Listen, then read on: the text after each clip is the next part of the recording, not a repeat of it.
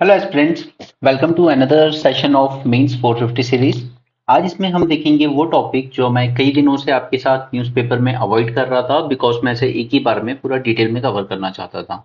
Okay, so day to day उस चीज़ को पढ़ के बार बार आपका टाइम वेस्ट हो वो ठीक नहीं है। ऑलराइट, तो हम इस टॉपिक को आज क्यों देख रहे हैं? सबसे पहले क्योंकि न्यूज़ में है, और न्यूज़ में एग्जैक्टली है क्या? तो न्यूज़ में है कावेरी रिवर डिस्प्यूट को लेकर। ऑलराइट, कावेरी रिवर अगर आप देखें तो ये डिस्प्यूट है किसके बीच में? तो ऊपर है कर्नाटका, नीचे है तमिलनाडु। राइट? इसके अलावा केरल का भी यहाँ पर थोड़ा सा रोल है, और पुडुचेरी, जिसके छोटे छोटे एनक्लेव बिखरे हुए हैं तीन जगहों पर। ठीक है, एक तमिलनाडु में, एक केरल में, और एक इधर आंध्रा के पास। ठीक है, तो ये चार पार्टी हैं इस पूरे इशू में। ठीक है, बट मेजर डिस्प्यूट जो होता है हमेशा इन दो स्टेट में लेकर होता है। राइट, कर्नाटका, जहां से ये रिवर ओरिजिनेट होती है, कोगाडू नाम की जगह से। ऑलराइट, तो इसे हम कहते हैं अपस्ट्रीम, अपस्ट्रीम स्टेट या अपर रिपेरियन स्टेट स्टेट। ओके, इसे कहते हैं हम downstream. Right, and important thing is कि इसका मेजॉरिटी रिवर बेसिन जो है, कावेरी रिवर बेसिन, इसका मेजॉरिटी एरिया लाई करता है तमिलनाडु में। ऑलराइट, तो ऑब्वियसली बात है, बेसिन ज्यादा तमिलनाडु में लाई कर रहा है तो वाटर में शेयर भी तमिलनाडु को ज्यादा मिलना चाहिए।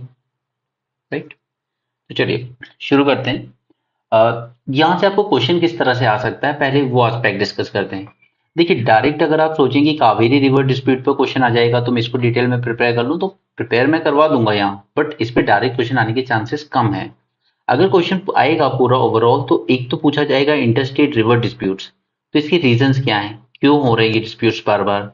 ऑलराइट, एंड इससे भी ज्यादा इंपॉर्टेंट है कि हमारे कॉन्स्टिट्यूशन में क्या प्रोविजंस हैं इंटरस्टेट वाटर डिस्प्यूट को रोकने के लिए, और दूसरा, पार्लियामेंट ने इसके रिगार्डिंग क्या लॉज बनाए हैं। राइट, एंड लास्टली कि सुप्रीम कोर्ट कहां से पिक्चर में आ जाता है। क्लियर, ये चार डायमेंशन है जिसके अक्रॉस आपसे मेंस में क्वेश्चन पूछा जा सकता है। क्लियर, तो चलिए एक एक करके शुरू करते हैं। इशू को बाद में समझेंगे, पहले हम लोग ये जान लेते हैं कि ये इस बार ये इशू इतना राइज क्यों हुआ है। देखिए, पहली बात तो ये है कि जब जब हमारा मॉनसून डेफिशिएंट होगा तब तब इस रिवर के वाटर को लेकर इशू बनता है। क्लियर, क्योंकि न्यूज में इसलिए आया बिकॉज सुप्रीम कोर्ट ने डिक्लाइन कर दिया है इंटरफेयर करने से, that we won't interfere into the order, जो ऑर्डर दिया था कावेरी वाटर मैनेजमेंट अथॉरिटी ने। ऑलराइट, इसे अवार्ड दिया था कि एटलीस्ट 5000 क्यूसेक वाटर आप रिलीज कीजिए टिल 27 सितंबर तक। ऑलराइट, तमिलनाडु को। तो इसी ऑर्डर के अगेंस्ट कर्नाटका में प्रोटेस्ट शुरू हो गए। राइट, तो ये पूरी सिर्फ इतनी सी बात है, लेकिन ये पिछले एक हफ्ते से न्यूज़पेपर में बार बार रिपीट होती रही है। ओके, इसलिए मैं आपको वहां पर अवॉइड करवा देता हूँ कि इसमें टाइम वेस्ट मत कीजिए, अपना न्यूज़पेपर 40-50 मिनट में खत्म कीजिए, और जो चीजें काम की हैं वो मैं आपको करवा दूंगा इसमें। राइट, तो ये समझ में आया कि न्यूज में क्यों आया। अब हम जान लेते हैं इसकी हिस्ट्री। देखिए, इसकी शुरुआत हुई थी 1892 से। 1892 में आज जो हमारा कर्नाटका है वो कहलाता था मैसूर प्रिंसली स्टेट। राइट, और इधर जो हमारा आज तमिलनाडु है वो कहलाता था मैड्रास प्रेसिडेंसी। ठीक है, तो यहाँ पर इन दोनों में इसको लेकर कुछ डिस्प्यूट्स होने लगे थे कि ये जो रिवर, कॉमन रिवर है हमारी, इसको किस तरीके से शेयर किया जाएगा दोनों में। तो 1924 में जाकर एक एग्रीमेंट साइन किया दोनों स्टेट्स ने।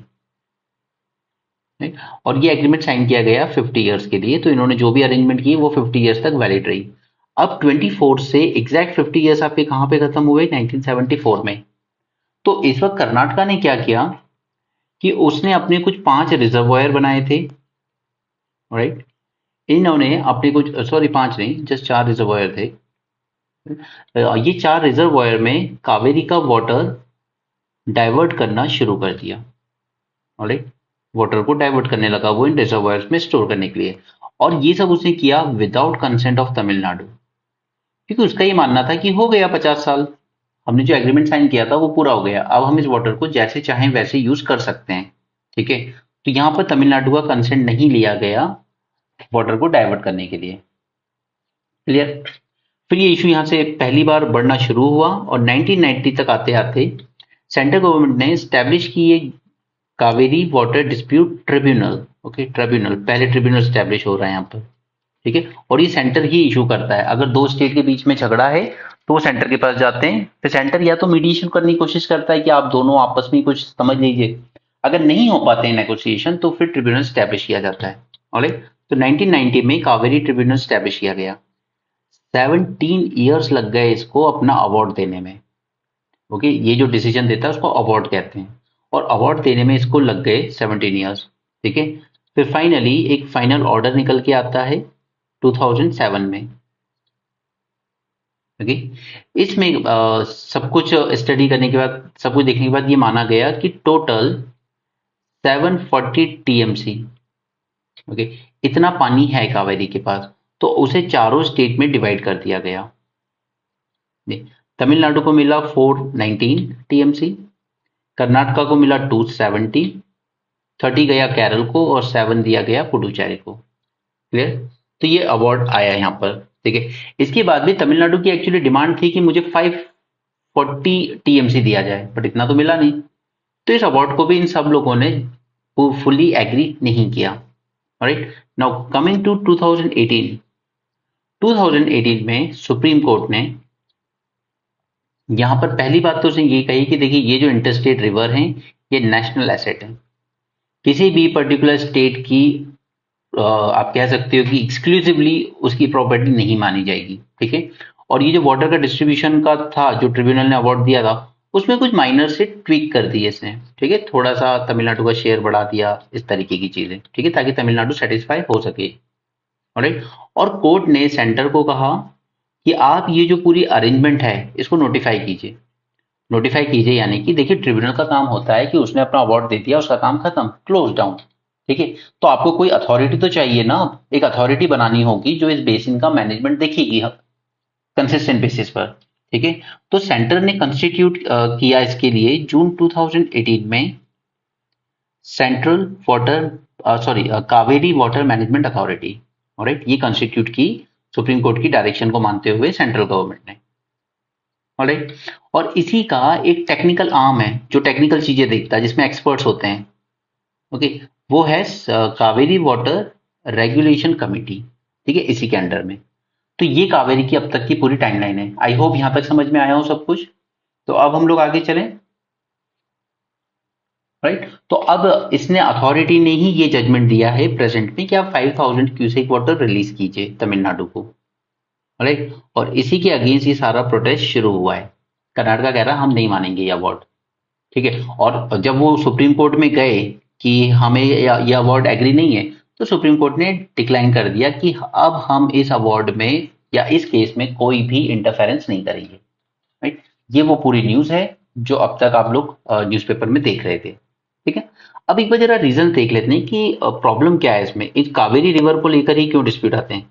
ये अभी हम सिर्फ एक्सक्लूसिवली कावेरी के रिगार्डिंग देख रहे हैं रीजन। ओके, पूरा overall inter state river dispute क्यों होते हैं पूरी कंट्री में, लगभग हर रिवर पे डिस्प्यूट है यार। गोवा महाराष्ट्र चले जाओ, मांडोवी में डिस्प्यूट है, मांडोवी रिवर। ठीक है, उधर पंजाब चले जाइए, सतलज ब्यास पे डिस्प्यूट है, लगभग हर रिवर पे डिस्प्यूट चल रहे हैं। पहले हम कावेरी एक्सक्लूसिवली देख लेते हैं। सबसे इंपॉर्टेंट कि डेफिसिट जब होता है मानसून में तब इन दोनों स्टेट्स में प्रॉब्लम होती है। ओके, क्योंकि इसका ओरिजिन कहाँ से, तल कावेरी इन कोडागू डिस्ट्रिक्ट इन कर्नाटका। ठीक है, तो वहां पर 44% डेफिसिट रहा है रेनफॉल में इस बार। ठीक है, तो कर्नाटका कह रहा है कि मैं नहीं रिलीज कर सकता वाटर। ओके, और तमिलनाडु कह रहा है कि मेरा जो मेट्रो डैम है, मेट्रो डैम, ठीक है, उसमें सिर्फ इतना सा पानी है जो 10 डेज तक सफिशियंट रहेगा। ऑलराइट, तो ये सब क्यों हुआ, मानसून डेफिसिट होने की वजह से। क्लियर है फर्स्ट। दूसरा, कुछ फॉल्टी एग्रीकल्चर प्रैक्टिसेस भी हैं यार। ऑलराइट, क्योंकि यहाँ का पानी इरिगेशन के लिए यूज करते हो आप, एग्रीकल्चर में बैंगलोर में ड्रिंकिंग वाटर सप्लाई करने के लिए यूज करते हो, तो वो ड्रिंकिंग वाटर तो आप नहीं कर सकते। लेकिन कहीं ना कहीं हमारा जो एग्रीकल्चर है वहां पर हम लोग वाटर गजलिंग क्रॉप उगा रहे हैं। ठीक है, तो ये मैनेज करने की जरूरत है। ऐसे क्रॉप मत ग्रो कीजिए जो बहुत ज्यादा वाटर डिमांड करते हैं। क्लियर। दूसरा, कि इन दोनों को जब वो अवार्ड दिया गया था 2007 में, ओके, जब वो अवार्ड दिया गया था तभी डिसएग्रीमेंट था दोनों स्टेट्स में, वो मानने को तैयार ही नहीं थे। ओके, कर्नाटका बिल्कुल एक्सेप्ट करने को तैयार नहीं था कि तमिलनाडु को इतना ज्यादा वाटर दिया जा रहा है हमसे ज्यादा, बट बेसिन भी ज्यादा तमिलनाडु में ही लाई करता है। Okay, so there was a disagreement over the arrangement, जो भी अरेंजमेंट इसने की थी, ठीक है। और अब जो फाइनली ट्रिब्यूनल तो चला गया अपना काम करके, अब जो कावेरी वाटर मैनेजमेंट अथॉरिटी है, इसने जो अरेंजमेंट डिसाइड की है कि आप 5000 किसे रिलीज कीजिए, तो वो एग्री नहीं कर रहे हैं ये तमिलनाडु, और सॉरी कर्नाटका, राइट। और इसके अलावा बाकी फिर एक सिंपल रीजन तो है पॉलिटिक्स, ये पब्लिक को मोबिलाइज करना आसान हो जाता है ऐसे टाइम पर। ओके, सो पॉलिटिकल रीजन तो, just a second guys, I think this fan is not working, it's charged, then what's the reason, give me a minute, okay, alright. Mobilise, political mobilisation, ठीक है। तो ये कुछ reasons हैं specific to Kaveri river, ठीक है। मैंने यहां तक कावेरी आपने समझ लिया। तो अब हम चलते हैं उस सेक्शन पर जो कि शायद सबसे ज्यादा इंपॉर्टेंट है हमारे एग्जाम पॉइंट ऑफ व्यू से, कि आखिर कॉन्स्टिट्यूशन में इसके लिए क्या अरेंजमेंट्स की गई हैं, ठीक है। अगर एग्जाम में पूछना होगा तो आपसे ये पूछा जाएगा, ठीक है, कॉन्स्टिट्यूशनल अरेंजमेंट। तो चलिए पहले हम इसको समझ लेते हैं।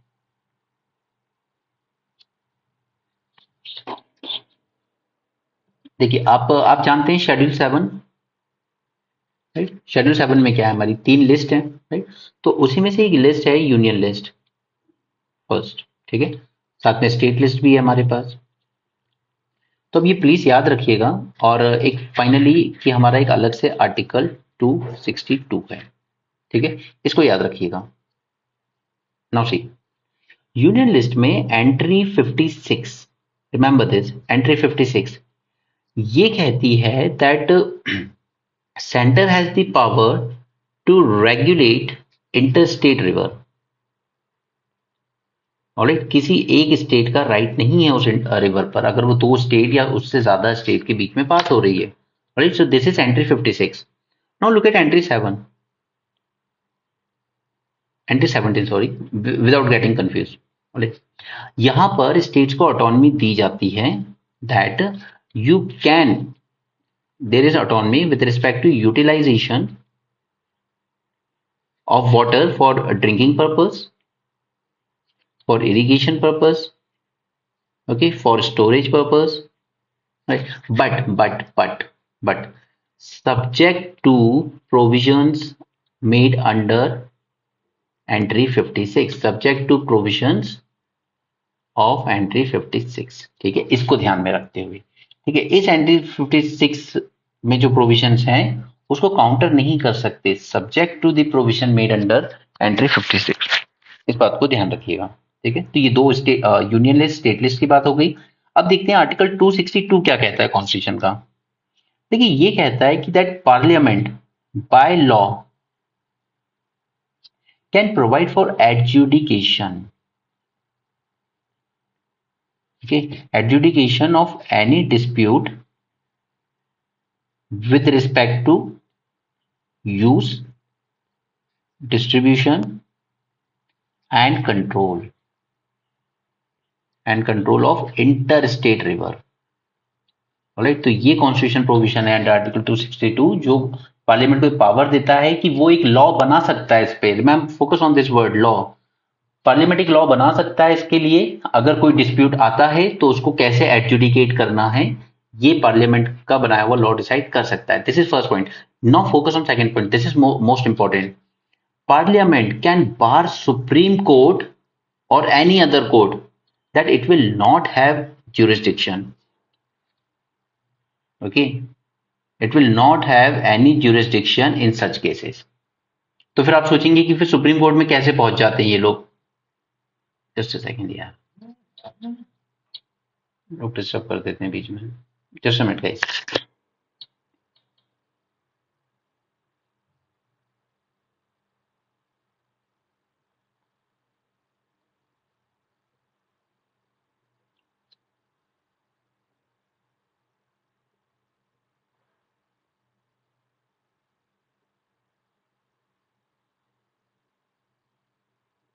सॉरी फॉर इंटरप्शन, कुछ अर्जेंट था। एनीवे, तो देखिए पार्लियामेंट को अथॉरिटी मिल गई है कि वो एक लॉ बना सकता है यहाँ पर, ठीक है। एट द सेम टाइम वो सुप्रीम कोर्ट को बार कर सकता है कि आपकी कोई जुरिस्डिक्शन इस पर नहीं बनेगी। तो फिर सुप्रीम कोर्ट कैसे पहुंच जाते हैं लोग, वो अभी हम अगले पॉइंट में देखेंगे। पहले देखते हैं कि पार्लियामेंट ने इस पावर को यूटिलाइज करते हुए अंडर आर्टिकल 263 262 क्या पार्लियामेंट ने कोई लॉ बनाया है? बिल्कुल बनाया है। इस पे ना 2016 में प्रॉपर ऐसे दिया था यूपीएससी ने, देख लेना जाके। चलिए, तो इसके लिए पार्लियामेंट ने दो लॉ इनेक्ट किए हैं। फर्स्ट, रिवर बोर्ड एक्ट 1956, और दूसरा इंटरस्टेट वाटर डिस्प्यूट एक्ट 1956। तो दो एक्ट क्यों, दोनों का क्या काम है? देखिए ये जो बोर्ड है ना, इसका काम है कि एडवाइस करेगा कि कैसे हमें जो इंटरस्टेट रिवर का बेसिन है पूरा, जो अलग अलग स्टेट में लाई कर रहा है, इस बेसिन का मैनेजमेंट किस तरीके से कर सकते हैं कि कंफ्लिक्ट अराइज ही ना हो, ठीक है, उन कंफ्लिक्ट को ही हम प्रिवेंट कर सकें। क्योंकि ये काम करेगा हमारा रिवर बोर्ड एक्ट, ठीक है, इसके अंडर में अगर कोई बॉडी बनाई जाती है तो। Next, interstate water dispute. अब अगर डिस्प्यूट आ गया, अराइज हो गया, नहीं मैनेज हुआ आपसे ठीक से बेसिन, तो अब ये जो डिस्प्यूट आया है इसको कैसे हैंडल करोगे? तो अगर दो या उससे ज्यादा स्टेट जाकर अप्रोच करते हैं सेंटर को कि हमारे बीच ऐसी ऐसी प्रॉब्लम्स है, ठीक है, डिस्प्यूट है हमारे बीच, तो आप एक ट्रिब्यूनल बना दीजिए एडजुडिकेट कर सके जो इस पे। तब सेंटर के पास दो ऑप्शन रह जाते हैं। पहला, वो कोशिश करता है कि मैं कंसल्टेशन या नेगोशिएशन से या इनके आपस में कुछ रिजॉल्व कर सकूं, ठीक है। बट अगर नेगोशिएशन फेल हो जाते हैं तो फिर सेंटर कंस्टिट्यूट करेगा ट्रिब्यूनल। क्लियर? यहां तक आपको समझ में आ गया? हमने कॉन्स्टिट्यूशनल प्रोविजंस देख लिए, हमने पार्लियामेंट इसमें क्या कर सकता है, क्या लॉ बना है वो भी देख लिया, ठीक है। अब हम लोग आ जाते हैं सीधे कि आखिर अब कावेरी से बाहर निकल आई है, ठीक है। अब हम लोग देखते हैं कि ये डिस्प्यूट्स क्यों परसिस्ट कर रहे हैं आज तक। जब इतनी अरेंजमेंट्स हम लोग कर चुके हैं तो फिर ये डिस्प्यूट्स खत्म होने का नाम क्यों नहीं ले रहे? ओके, तो एक एक करके पॉइंट्स देखते हैं। देखिए, सबसे पहले सबसे पहले तो हमारा फॉल्ट लाई करता है ट्रिब्यूनल्स में ही, इन्हीं में थोड़ा सा फॉल्ट है, क्योंकि इनको उतनी पावर नहीं दी गई है जितनी की जरूरत थी इनको। पहली बात, अवार्ड, जो अवार्ड ये लोग देते हैं यानी कि डिसीजन, ये अवार्ड बाइंडिंग नहीं है। बाइंडिंग नहीं है तो स्टेट चाहे उसको माने या ना माने, डजेंट मैटर, ठीक है। अगर स्टेट उसका अवार्ड नहीं मानते हैं तो उसके पास कोई पावर भी नहीं है कि वो उनको कंटेम्प्ट के लिए पनिश कर सके, राइट। जैसे अगर सुप्रीम कोर्ट ने कोई अवार्ड दिया है और उसको कोई नहीं मानता है ना, तो supreme court has the power कि आपने कंटेम्प्ट किया है, आपने अवहेलना की है सुप्रीम कोर्ट के ऑर्डर की, तो आपको आप पर कंटेम्प्ट का केस चल सकता है। बट इस ट्रिब्यूनल के पास ऐसी पावर नहीं है। सुप्रीम कोर्ट का अवार्ड बाइंडिंग भी होता है और वो अपने कंटेम्प्ट के लिए पनिश भी कर सकता है, बट ट्रिब्यूनल नहीं कर सकता। So this is the first reason कि ये इश्यूज बार बार आते रहते हैं, राइट। सेकेंड है इंस्टीट्यूशनल एम्बिग्यूटी।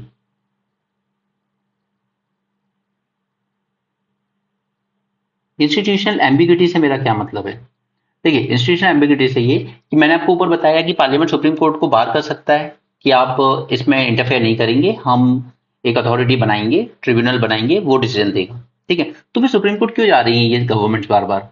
वो जाती है सुप्रीम कोर्ट अंडर आर्टिकल 136 जो प्रोवाइड करता है स्पेशल लीव पेटिशन के लिए। तो सुप्रीम कोर्ट मानता है कि यार ये पब्लिक इंटरेस्ट का मैटर है तो वो एडमिट कर लेता है, ऑलराइट, वो उनकी अपील को एक्सेप्ट कर लेता है, ठीक है। तो दिस इज द रीजन कि under article 136 special leave petition file कर देती हैं स्टेट गवर्नमेंट्स। तो यहां पर एम्बिग्यूटी है कि या तो आप बता दीजिए कि सुप्रीम कोर्ट की ज्यूरिसडिक्शन इस मैटर में है या नहीं। इस बार तो चलो सुप्रीम कोर्ट ने मना कर दिया कि हम इंटरफेयर नहीं करेंगे इसमें, ट्रिब्यूनल ने जो अवार्ड दिया है, जो अथॉरिटी ने कहा है वही होगा, राइट। बट हर केस में ऐसा नहीं होता है, कभी एक्सेप्ट कर लेते हैं, क्योंकि सुप्रीम कोर्ट, आप सुप्रीम कोर्ट की तरह मत देखिए, दो जज बैठे होंगे, तीन जज बैठे होंगे, उनका पर्सनल क्या ओपिनियन है उस पर मैटर कर जाता है, ठीक है। तो ये इंस्टीट्यूशनल एम्बिग्यूटी को क्लियर करना जरूरी है कि सुप्रीम कोर्ट की जुरिसडिक्शन होगी या नहीं होगी, जस्ट क्लियर इट। नेक्स्ट, कि ये जो अथॉरिटी वगैरह भी है ना, इनमें ये टेक्निकल एक्सपर्टीज नहीं है इनके पास, राइट। जुडिशियल के लोग बैठे होते हैं, जजेस वगैरह, एडमिनिस्ट्रेटर्स बैठे होते हैं, ब्यूरोक्रेट्स, ओके। जबकि आपको जरूरत है हाइड्रोलॉजिस्ट वगैरह की, जो उस चीज को अच्छे से समझ सके, ठीक है। तो यहां पर इसमें सबसे बड़ी प्रॉब्लम है कि इनमें प्रिडोमिनेंटली जुडिशरी के लोग होते हैं, राइट, ब्यूरोक्रेट्स होते हैं, ठीक है। जबकि हमें जरूरत है मल्टी डिसिप्लिनरी अप्रोच की, राइट, ओके। हमें ज्योग्राफर्स की भी जरूरत है कि आप बताइए जरा कि मेट्रोलॉजिस्ट वगैरह की कि इस बार मानसून अगर गड़बड़ होने के चांसेस हैं, जो कि था पहले से कि एल नीनो का इम्पैक्ट इस बार हमें फील होगा, तो ये श्योर था कि कावेरी में ये डिस्प्यूट अराइज होगा, तो आपको उस हिसाब से अपना मैनेजमेंट करना था कि जो क्रॉप आप लोग ग्रो कर रहे थे उसको इस साल नहीं करना था कि इस बार पानी की शॉर्टेज होगी तो ये वाटर गजलिंग क्रॉप मत कीजिए, राइट। आपको वाटर का ध्यान रखना था पहले से, ओके। तो मल्टी डिसिप्लिनरी अप्रोच नहीं है हमारे पास इसके लिए। सेकेंड इज कि जो अवार्ड आते भी हैं उनमें बहुत डिले होता है, डिले इन फाइनल अवार्ड। ऊपर मैंने आपको दिखाया कावेरी का एग्जांपल, 17 ईयर्स लगे उसको फाइनल अवार्ड देने में, और उसके बाद भी वो बाइंडिंग नहीं था। Next is unscientific water data management, unscientific water data management. हमारे पास प्रॉपर डेटा भी नहीं होता है, ठीक है। कितना इस आने वाले 2 मंथ बाद इस स्टोरेज में या इसमें रिवर में कितना वाटर रहेगा, इसका प्रॉपर है नहीं हमारे पास, ठीक है। इवन सीजनल फ्लो क्या रहेगा किस मंथ में, उसका भी प्रॉपर डेटा हम लोग नहीं रख सकते हैं।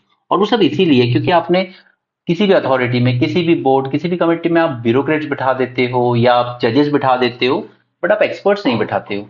और जो एक्सपर्ट बिठाते भी हो ना, तो उनकी जो मीटिंग होती है वो उसमें ट्रांसपेरेंसी बिल्कुल नहीं है, ठीक है। उनकी मीटिंग की कोई ट्रांसपेरेंसी नहीं है कि किस बेसिस पर ये लोग अपने जो भी डिसीजन पे पहुंचे वो किस बेसिस पर पहुंचे, राइट। एंड लास्टली इसका सबसे बड़ा रीजन है पॉलिटिकल मोबिलाइजेशन, राइट। लोगों को ये थ्रेट दिखाकर कि आपकी फसल खराब हो जाएगी, आपका एग्रीकल्चर डिस्ट्रॉय हो जाएगा, ये दिखाकर मोबिलाइज करती हैं पॉलिटिकल पार्टीज, राइट। तो आई थिंक हमारे पास कितने पॉइंट्स हो गए, 6 पॉइंट्स हो गए, मोर देन इनफ, राइट। काफी है ये आपके एग्जाम के लिए अगर आपसे रीजंस पूछे जाएं तो। इसलिए मैं आपसे कहता हूँ न्यूज़पेपर सिर्फ पढ़िए, जान लीजिए चीजें, लेकिन अल्टीमेटली इसको सबको कंपाइल करके एक हॉलिस्टिक मैनर में पढ़िए, तभी वो आपको हेल्प करेगा, ठीक है। अब हम देख लेते हैं कि फिर हम इसमें वे फॉरवर्ड क्या होना चाहिए हमारा, अगर ये डिस्प्यूट्स इसी तरह से परसिस्ट करने हैं तो फिर हम इसको कैसे इंप्रूव करें। बिल्कुल कर सकते हैं।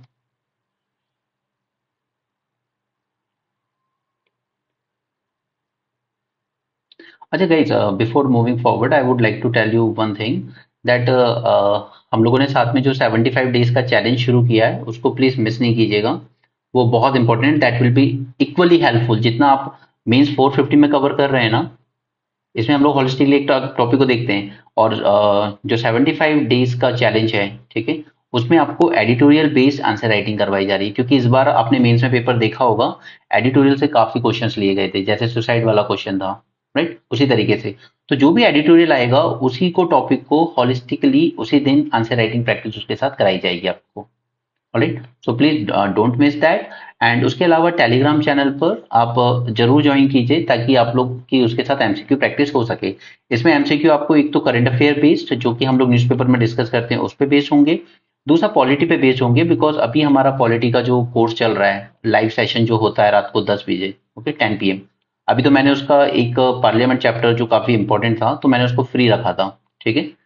तो आप में से कुछ ने ज्वाइन किया है, कुछ ने नहीं किया है, और इसी पर बेस्ड एमसीक्यूज हम लोग उस पर प्रैक्टिस करते हैं चैनल पे, ओके। तो आप टेलीग्राम पे जरूर जुड़ें।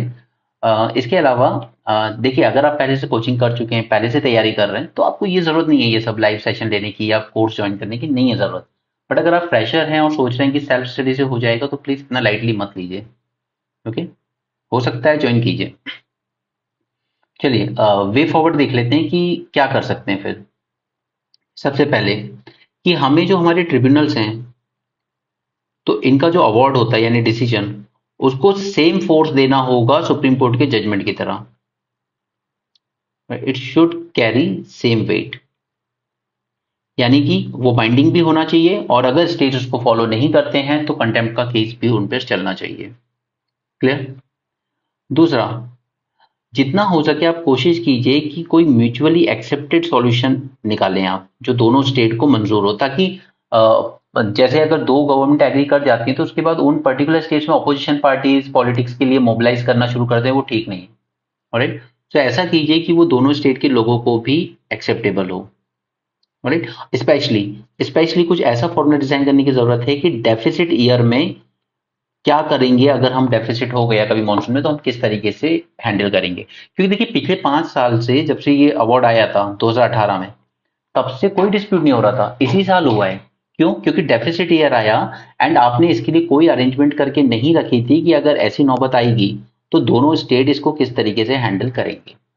ऑलराइट, तो हमें एक म्यूचुअली एग्रीमेंट एक्सेप्टेड सॉल्यूशन ढूंढना होगा कि नॉर्मल ईयर्स में तो ठीक है, बट अगर डेफिसिट की सिचुएशन बनती है तो हम लोग किस तरीके से करेंगे। जैसे आप एग्री कर सकते हो कि चलिए हमारे फार्मर्स दोनों स्टेट के, कि हम लोग वाटर गजलिंग क्रॉप इस साल नहीं उगाएंगे जिस साल डेफिसिट होने के चांसेस है। राइट, नेक्स्ट इज, और आप अगर किसी स्टोरेज में वाटर वगैरह डाइवर्ट कर रहे हो तो वो एक दूसरे के कंसेंट से ही किए जाएंगे।